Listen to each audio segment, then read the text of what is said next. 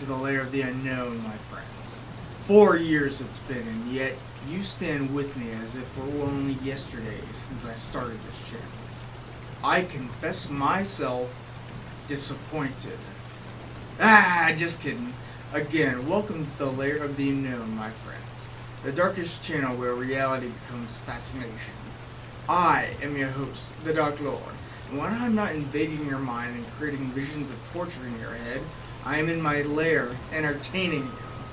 Now, my friends, why do you think many people fear to get real tattoos? Because, duh, it's painful.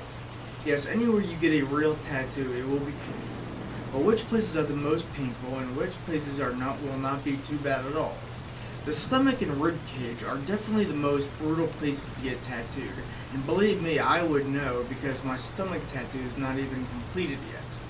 Every time I have done work on my stomach tattoo, it always feels like a chainsaw ripping its way out of my body. And that's not a pretty thought.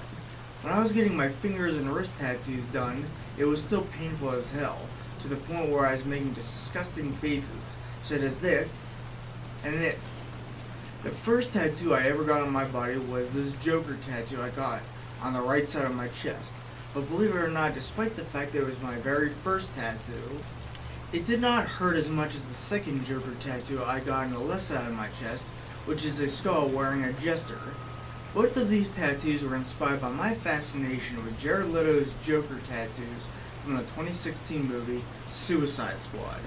Actually, David Ayer's choosing to do this to this version of the Joker inspired me to get tattoos in general.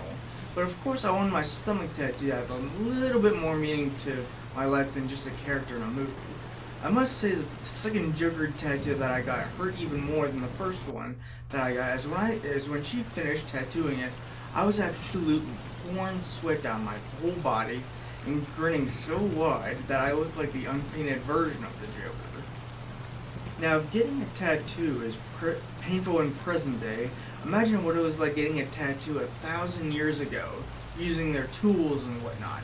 Plus, getting a tattooed in these times were a much slower process, as present day, depending on how big and detailed it is, will determine the length of time and how many sessions it will take. I would probably say just a few hours, whereas it would take a week long to complete the whole tattoo, maybe even longer than that. It would be more painful too. You see, today tattooing pain feels like a cat scrubbing its claws on an awful sunburn.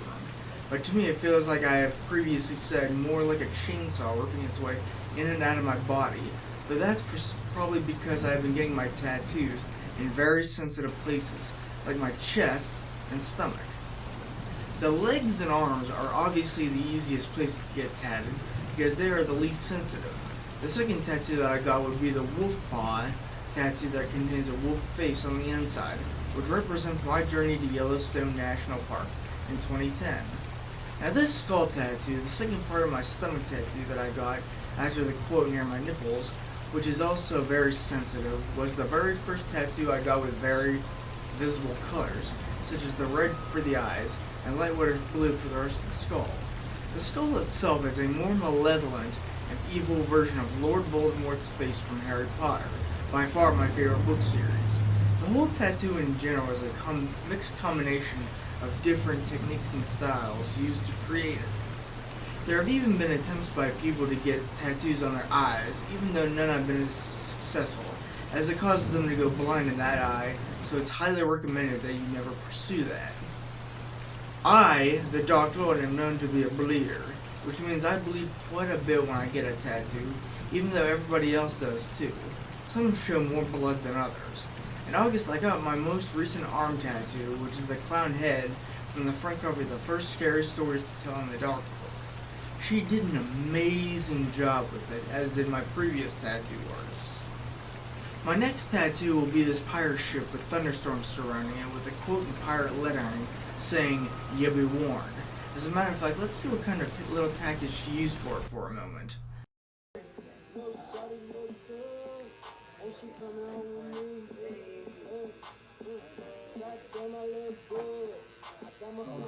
is the thing for the tattoo. This is what I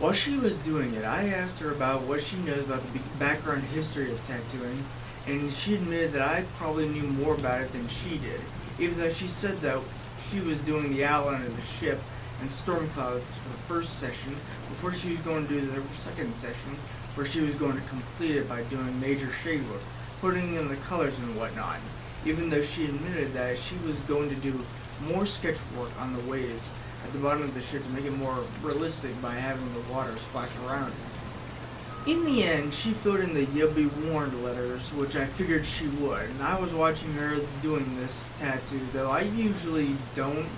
I usually look away from it because I figured, it would help me fight the pain easier, even though when I watched her do that, actually it helped me fight the pain easier because I knew she was going to be done and when she was going to start the needle again. She informed me that the second session may be a little bit more brutal than the first because she was going to be putting in the color and doing the shade work for the whole tattoo. But at the end, it's going to look even better than what I asked for, so I'm going to be ready for the needles blazing. And by the way, my friends, my body must be designed for tattoos because every tattoo I have ever gotten has healed over beautifully. And by saying that, I have not had any problems with the aftercare of my tattoos. As a matter of fact, I have had the complete opposite. My tattoos heal within a matter of a few days, when usually they don't completely heal until after a week or two, which is definitely something you can ignore. When I go back for my second session of this tattoo, which will be completing it, she'll be resketching some of the bottom of the ship, make it seem like the waves are splashing around it, making it look a lot cooler and better, and especially more realistic. Many techniques she's using from evolving tattoo designs. It is also noted that starting in the spring of 1942, Jewish Holocaust prisoners were tattooed as a process of identification.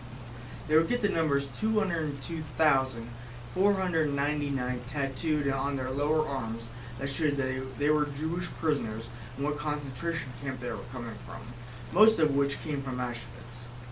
Alright, my friends, join me next time when I dive back further into the world of cryptozoology, when I discuss the creature of myth and legend known as the Chupacabra. Ciao, bitches.